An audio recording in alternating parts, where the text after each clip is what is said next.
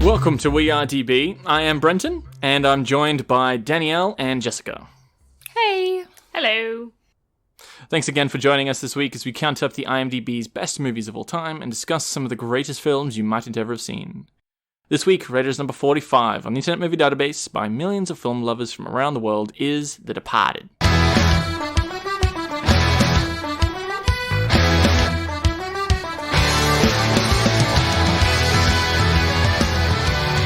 Released in 2006, starring Leonardo DiCaprio and Matt Damon as the two leads, alongside an ensemble cast, and is set in Boston. Boston. You need Jesus, that's what you need. This is the American remake of a Hong Kong movie, Infernal Affairs from 2002. The Departed is co-produced by Brad Pitt and directed by Martin Scorsese. Now, I haven't seen the Infernal Affairs movies because there was a series of them, but American remakes are almost never better than the original, so this is probably one of the best American remakes I've ever seen. I didn't know it was based on another movie series, and I think it worked really well to set it in Boston. Yeah, because we spoke about that last week when we did The Untouchables, because that was remade in America. Why do you think it's set better in Boston then? Because Hong Kong's a good setting, though. So, in America, you've kind of got cities that are really well known for their police forces. So you've got New York, Boston, and maybe LA.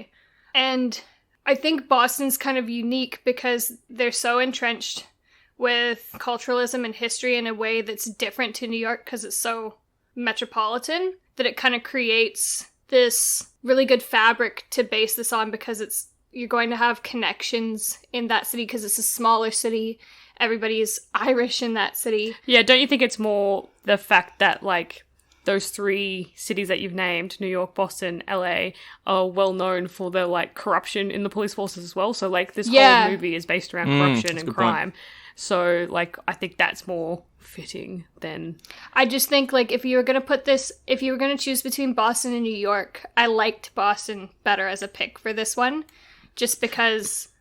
I feel like New York's been played so much. Like, this is a mob movie that's not based around the Italian mob, which is refreshing. Yeah. Yes, because we've seen it so many times. We're so used to that flavor. I don't think it would have worked the same way. Even just from Scorsese, you've seen it. Yeah.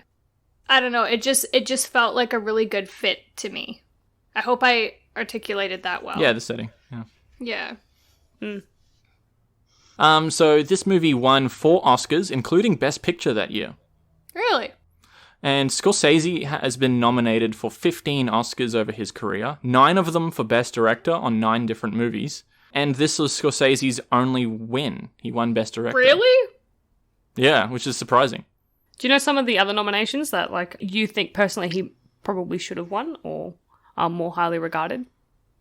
I don't know. A lot of people put Goodfellas as really high standing, and that we spoke about that as number, 18 on the list, so it's really highly regarded. I don't particularly like that movie, though, so I don't know. I like it for different reasons. I think Goodfellas is better for the performances. I think The Departed is better for the plot and the story. It's still got really good performances. Is The Irishman set in Boston, or is it New York? I don't know. Because that could have a very similar feeling. I haven't seen it. I started watching it. You know what? I reckon, just using my powers of deductive reasoning, I bet you it's in New York. Because think about it. It's got Joe Pesci, Al Pacino, probably playing Italian guys like they usually do because it's a mob movie. And then you've got De Niro playing the one, odd man out Irishman. It's probably set in New York. Because why would you need to define that he's Irish if you were in Boston? Yeah. Yeah, it's a good point, actually. Yeah. That's just my guess. So, I don't really have a lot to say about this movie. I'm going to kind of let you guys take the leads on this one. Righto. I didn't make many notes at all, and that's kind of interesting because I even made more notes on the silent Charlie Chaplin movie than I did on this. Fair enough, though. There was a lot going on in that movie. So, right immediately, we were talking about, how we were surprised that Robert De Niro wasn't in this movie. It just seems fit for him. See, but I think Jack Nicholson played the role of Frank Costello much better than Robert De Niro would have. It would have been a very different character. Yeah. And I think because Jack Nicholson is so fucking eccentric, and you talked about that a little bit. I was wondering if Jack Nicholson brought his own eccentricities to the character, because some of the scenes, it's just like a strange guy, and Jack Nicholson's kind of like that anyway. Yeah. Maybe it's because I'm used to De Niro being typecast in those Italian mob roles. He's quieter. He's a lot more stoic. Yeah, and kind of like formidable. Whereas Jack Nicholson always is just this nut. He's just this crazy guy who kind of does his own thing. And in this role, like, you can't paint the mob boss as the same across the board. Yeah. You know what I mean? Like, your Irish mob's going to be different from your Italian mob's going to be different from your French mob's going to be different from your black gangs. So you can't paint them the same. You're in a totally different environment. I think it worked better to put someone who's not this typecast Italian mob boss. I mean, that being said, you're saying that, like, you can't paint them all the same.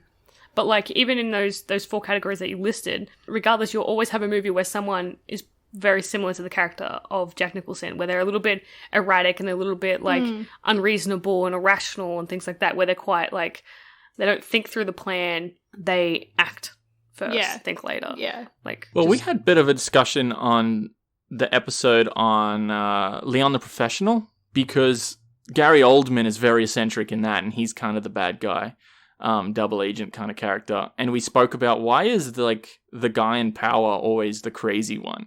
They're always seen as like he's like listening to his music, and you're like, you can't disturb him while he's listening to his music.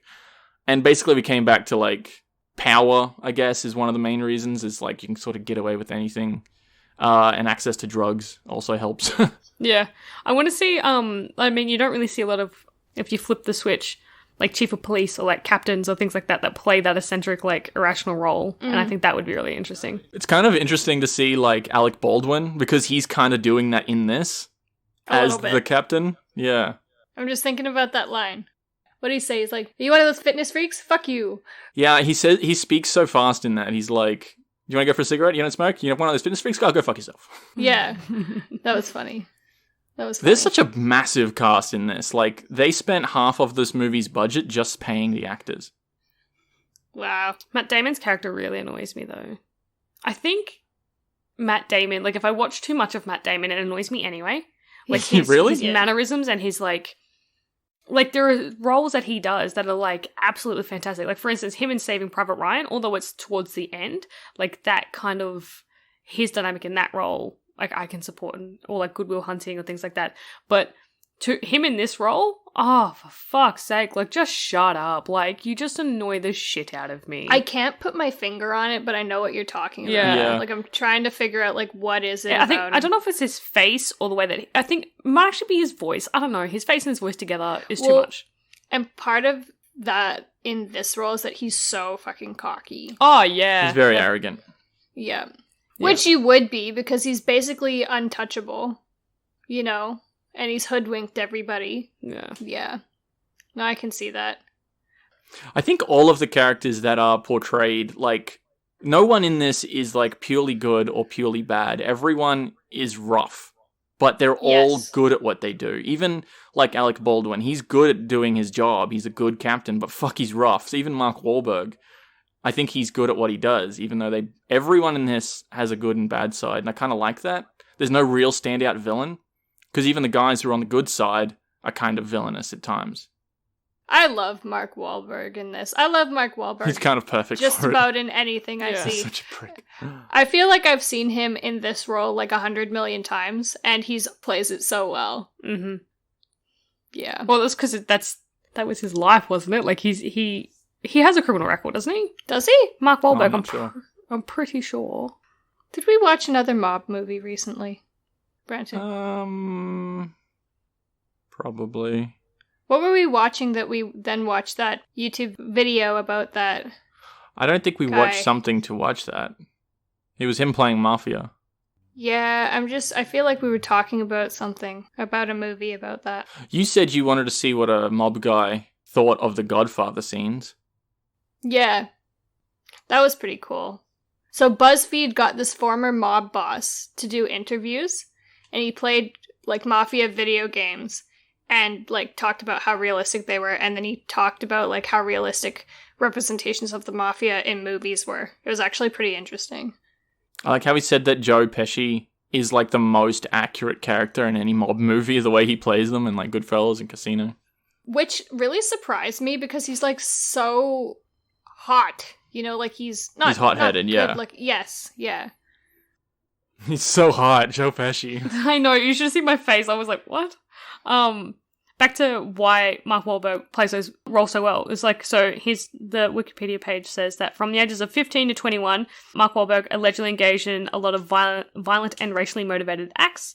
Wahlberg was charged with attempted murder. He pled guilty to assault and was sentenced to 2 years in jail. Wahlberg reportedly served just 45 days. However, he still has a permanent felony record. That's really interesting. Where is he from? Boston, isn't he? Is he from Boston? It wouldn't surprise me. See, that's really interesting to me because his brother, Donnie Wahlberg, he's got the accent too, but he plays a cop in New York on Blue Bloods. Mm. Yeah, he's from Boston, Massachusetts. And they've got a burger joint together. Yeah. Wahlburgers. Yeah. That's really interesting. Also known as Marky Mark. Just, like... Wasn't he a rapper in the 90s? Yeah. Oh, that's so dumb. That's so dumb. What was it called? Hold on, it literally just told me. It was Marky Mark and the... Funky Bunch. Yeah. Was it actually? That just sounds like... Yuck! Yeah. Oh my god, that's so cringy. Yeah. Yeah, man. I think that's going to be the extent of what we're going to do without spoilers, just talking about the actors and the characters and stuff, so spoilers from now on. So to talk about the movie a bit more. So... Yeah. I didn't know the plot of this at all. I didn't kind of know. I knew it was a mob movie. That was about it. And I remember just thinking, what an interesting dynamic to have the mob guy as a rat in the police force, like as a mole in the police force, and the cop as a mole in the crime crew. I just thought that was a really interesting dynamic that I'd never seen before, and that's kind of the whole point of this movie. I was like, how ironic, you know? Is what I initially thought about it. And I just want to bring that up because, I mean, that is the whole point of the movie, is it's looking at how do these two people who don't know each other basically interact and affect each other, kind of thing. The more compelling parts for me are how the rats, like, solve each other's problems. Like, they're trying to find each other. There's several points where they suspect each other, or there's several points where they're going to be found out themselves in their departments. And it's just interesting to watch them because each rat is just as smart as each other. Like, these two characters are very smart, and just watching them, they're wicked smart. Just watching them, like, solve the problems is really satisfying. Yeah. I know they're smart and they're solving each other's problems, like, I get what you're saying, but they're in that position because they're manipulative. Yes. Like, both of them... Yeah, they're good at lying. Obviously have, like... What if you're both in that position and you carry it through and all that sort of stuff, like, what do you reckon is, like, the sociopathic, like, traits for both of these characters? Because, like, you know, I think that they tickle some of the criteria for sociopathy. Damon more than DiCaprio, for sure. I think that's why they succeed in those rat positions. DiCaprio's just really smart, or Costigan, I guess is his character's name. He has to go... and make use of his family connections in his past. And he's just clever. Like, the way that he goes... They're like, you're undercover now. Go get in his crew. I'd sit there and be like, how the fuck do I do that? And he figures it out. He figures out how to get into Costello's crew by starting dealing coke and then building up his street cred and pissing off the right people to get talked to, kind of thing. I thought that was brilliant. Do I think he's really got anything going on? Past trauma, maybe, but nothing beyond that. And then, in terms of Damon, I don't think you could purposefully go be a dirty cop without having a lot of... You wouldn't do that unless it was really self-serving to you, and you wouldn't care that much unless you're really narcissistic. Yeah, I think he takes a few things, like, grandiose and... Oh, yeah. Like... He's so arrogant and self-absorbed. Yeah. Do I think anybody's a psychopath? Not particularly. I mean, I'm not saying so. Yeah. Yeah. This movie is reasonably confusing. Like, there are a lot of layers intertwined with each other. I hadn't had this much trouble since watching The Godfather. And granted, I could figure this out, but we had to, like, keep pausing it and talking about it to be like, what just happened? Okay, we gotta rewind that, look at it again. I reckon if I had seen this in the movie theater for the first time, I wouldn't have known what the fuck was going on at all. It was pretty fast-paced. It's very fast. Like, The Godfather's slow confusing. This is very fast. It's just complicated because you've got all these Italian names and you don't know who's who and you only see someone once and then they're talked about 50 times. The passage of time isn't very well marked. That's not clear at all, yeah. There's jumping around that's not really marked because there was a point where you're like, what just happened? Like, it was a flashback. You're like, that was a flashback? I'm like, yeah. So, it's really not linear, and then there's times where it's like, oh, a year has passed? Oh, she's pregnant? Oh, they're getting married? What is happening?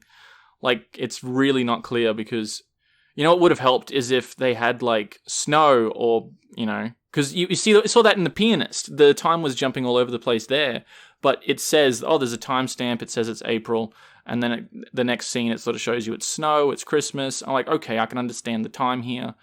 I think the time could have been better. Well, like, give someone a beard, you know what I mean, to show that it's been a while. I mean, there's so many men in this movie, you could have definitely done something like that. The transitions between scenes, they were all the same. Yeah, there really wasn't very much to show, so that added to the confusion. So the first time I watched this, I had no idea what was happening. This is the third or fourth time, and I completely forgot about the whole trait about Frank Costello, Jack Nicholson's character, being an FBI informant. That was a massive twist that I completely forgot from the first few times I watched this. Like, you really need to rewatch this a few times. Well, and I think what also contributed to a lot of the confusion is you're talking about two rats who are both being referred to as being in their department, but it's confusing because you're like, are they talking about Sullivan, who is Damon, or Costigan, who is DiCaprio? But the thing is, like, each one of those rats are doing things to try and convince other people that they're not of certain things. Yeah, so their motives are unclear because it's like, oh, are they doing that genuinely, or are they doing that to throw someone off? Like, there's a lot of those. Are they doing it to help their cause or to cover their own ass? Because there's some of that all throughout. So to talk about the fact that Costello's federally protected by the FBI, and it becomes clearer. I like the way that was kind of revealed, how you figure out through dialogue, like, oh, that's why this never becomes a federal case. Well, you figure out when the character figures out. Yeah, but it's, like, I like the way it was revealed. I'm thinking, why, as the federal government, would you allow the state to throw all this money? That's what I was, as resources? you were talking, that's what I was just thinking. It was like, the FBI already knows that there's an investigation happening. They're allowing all of these things to unfold and cause this chain reaction, knowing that if he does get arrested and nothing's actually going to happen anyway. Well, and it's such a waste of time, money, manpower, and resources. Mm-hmm. Like, I just think, what was the point? You know, and you're letting him get off scot-free killing people and importing drugs and racketeering and all this other stuff where it's like, I don't understand how it's beneficial overall. Like, how valuable is the information that he's leaking to the FBI that they can turn a blind eye to that? Yeah, and I kind of think that, I don't know, like, my interpretation or how I feel about it is that they didn't really know what to do with his character or how to, like, close his character out of the script or the movie. That, like, you know, 3/4 of the way through, you're like, yep, he's an FBI informant. You can't actually touch him anyway. And, like, I just feel like it's really forced in there. Like, it doesn't flow. Which is interesting because I'm pretty sure his character was inspired by a real criminal. Who was an informant.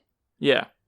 I just think it could have been developed a little bit better. Even, like, throughout the movie, and you see him interacting with both Sullivan and Costigan, there could be maybe more ambiguous interactions that he's having with someone else, or conversations over the phone or something like that, that you're like, what the fuck is this? Like, yeah, that tip you off that he's doing something. Yeah, which all conversations that are ambiguous, that he could be talking to Sullivan or he could be talking to Costigan, but he's actually talking to the FBI. Yeah, that would have been really clever. And then, like, further down, you're like, oh, that's what that was.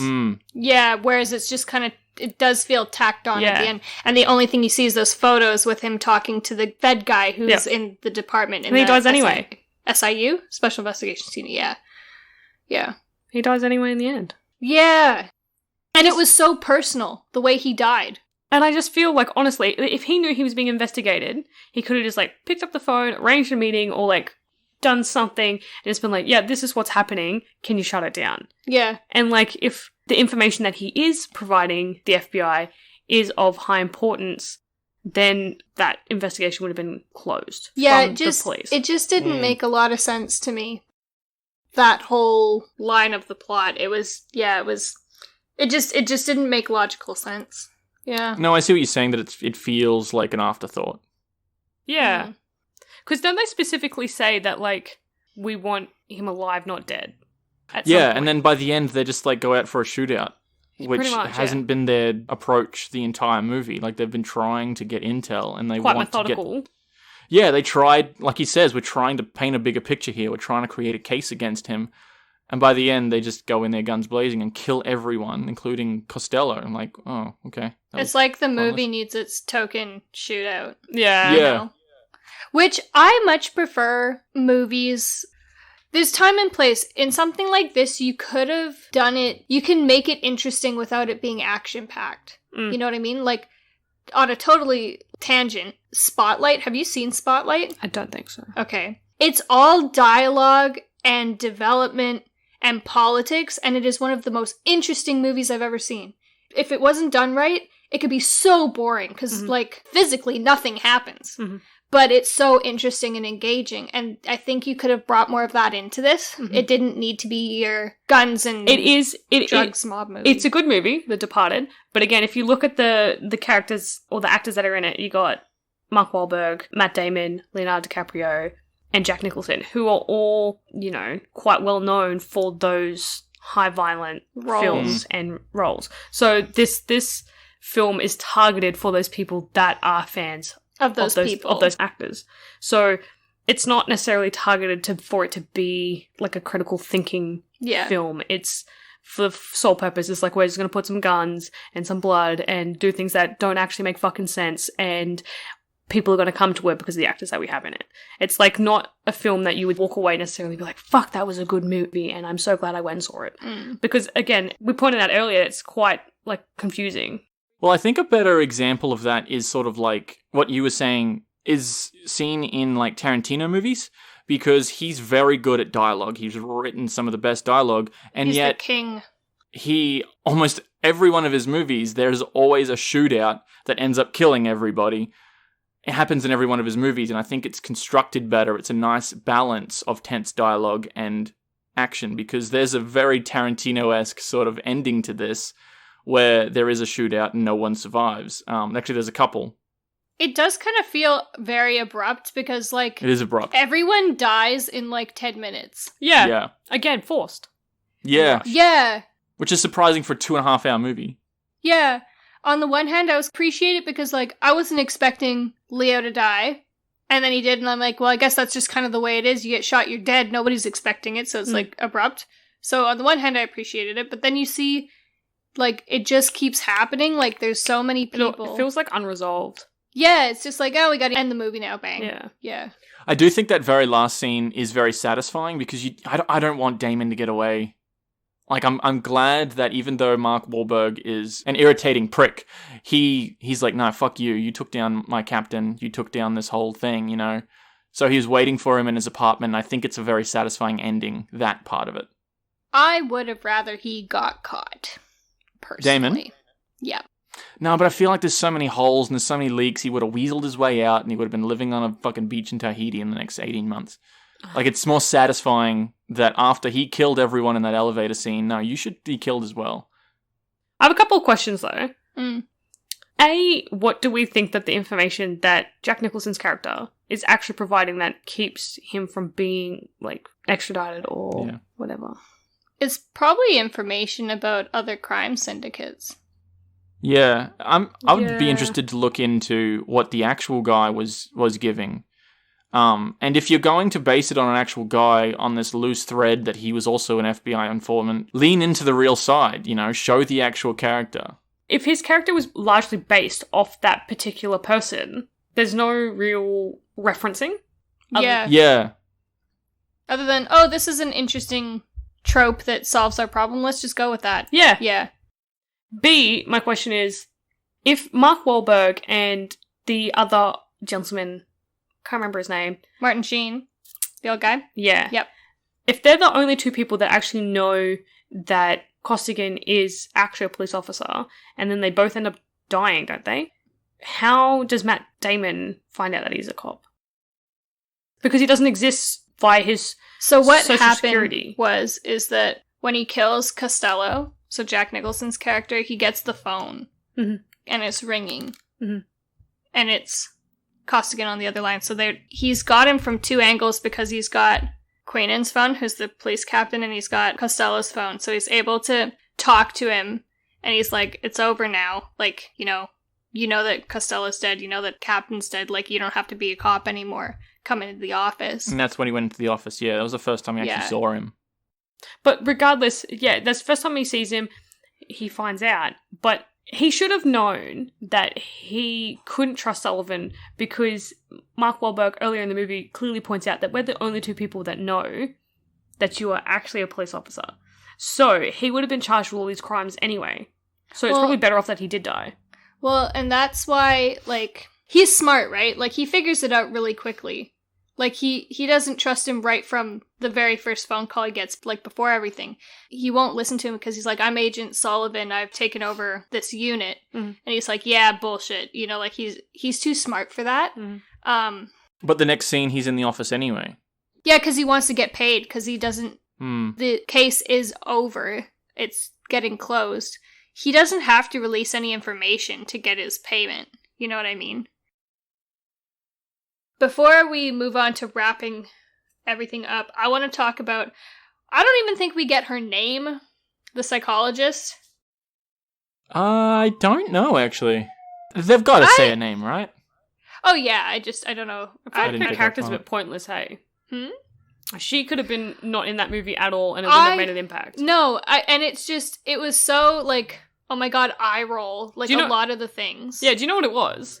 It's that they were all male characters. Like, other than her, Yeah, where you was needed another someone female? in there that was a good-looking female to, like, There was break no it other up. female characters in this entire movie. But, They were like, yep, how unrealistic throw a is pair it of tits in there. that, like, first of all, forget the whole romantic thing, that she'd be dating one rat and treating the other one. Yeah, the rat love triangle was a bit, yeah. It was weird. I didn't like how it kind of perpetuated the trope. So there is this idea that, like, all shrinks are kind of nutty in their own right. And so she's clearly, like, got some shit going on because she has trust issues and she lies and then she's cheating on her husband and blah, blah. I don't even remember them getting married. I don't think they did. I think they were proposed. He mentions it in one scene that they're engaged. Engaged. And it's like, you didn't have to put that, like, he changed that one word to dating and it would have just made it a lot easier to follow. Because that makes me question, oh, really? Like, this has progressed that much? That time has passed? Anyway. But I think it was One another, like, scene. indication of, like, how much time has actually Yeah. passed? Is that we've been But together this long? That could Yeah. have been done. And it wasn't done very well. But, like, if she fucking kisses him or sleeps with him or something, like, I'm just gonna puke, I think is what I said. I'm like, it's so tacky. And the next And 5 then to 10 seconds. They started doing it. And I'm just like, oh my god. Like, it was so unnecessary. It was predictable, and, like, Cliche. Yeah. like, as fuck. And it's like, don't do that. It's so cliche. There was no need for it. It didn't add anything.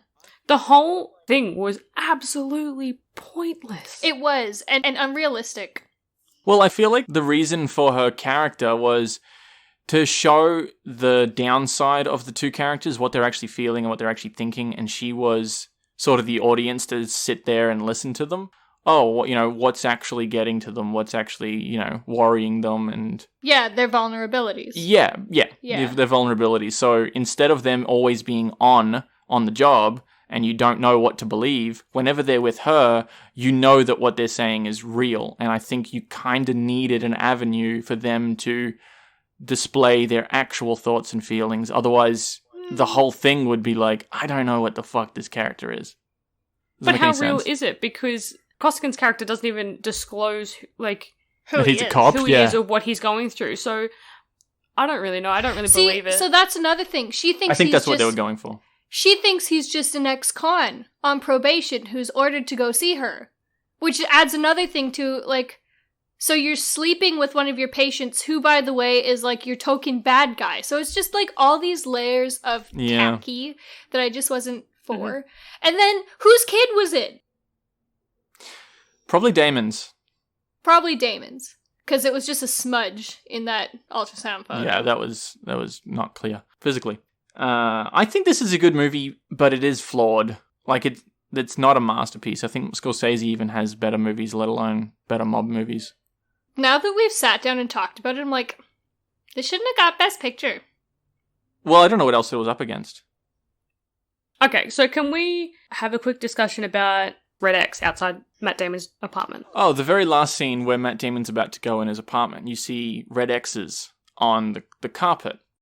Yeah. And there's a thing that Scorsese put in through this whole movie is just before a character dies, they have a red X behind them in the scene. And you can see that throughout the entire movie when Leo's... like, he's at the airport for some reason. Like, there's one scene, there's no reason for him to be at the airport, and yet he's walking down this terminal.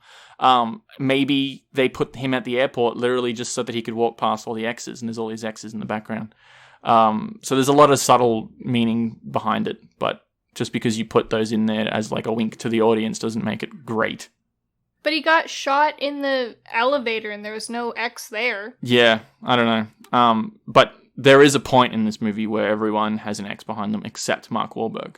Yeah, because he doesn't die. Yeah, exactly. Well, what about Alec Baldwin? He doesn't die. Well, then he doesn't have an X. I wanted to throw in here. So, my uncle is pretty high up in the Manitoba Police in Canada. And he actually... I don't know how long he went undercover, but he was undercover for a really long time. And I just to think about, you can't talk to anybody. You can't talk to your family. You don't have any connection to anyone. And like Leo even says, he's like, forgive me. Like, this is what I'm used to now. It's not the way I would normally behave. But apparently female officers have a lot of issues because oftentimes they have to go undercover as like hookers or strippers. And they, like, really take on those kind of social roles, and it can be really hard to let go of those sort of personality traits. So I just think it'd be really interesting to talk to somebody who's actually gone undercover and talk about, you know, the ins and outs of what was that like and how did it affect you, and... Well, there's some scenes in here that are just terrifying if you're DiCaprio's character, because they're trying to find a rat in his organization, and then Jack Nicholson, as crazy as he is, walks out and he's covered in blood. And he's like, can I get a mop and pail? Like, yeah. Fuck you, you'd be shitting bricks, would you not? Yeah, you must have some big balls to go undercover. Especially in the mob, jeez. You'd have to be getting a big payout, hey. Which is why it's a little, like, sad by the end that he dies so instantly. It's like, he never... He never got anything for it. Yeah, it was all for nothing. Poor guy. To be fair, he kind of put himself in that position at that point. Like, he didn't have to do that. He could have handled it differently. I think I get why he did do it. I just think at that point, like, you're so close, be a little bit more careful. We have been Danielle and Brenton this week. Thanks for joining us. Feel free to subscribe wherever you get your podcasts. Check us out on all the socials. We're most active on Instagram. You can follow us on Facebook, comment on SoundCloud or YouTube, or support us on Patreon. Thanks again for Jessica for joining us this week, and until next week, thanks for listening.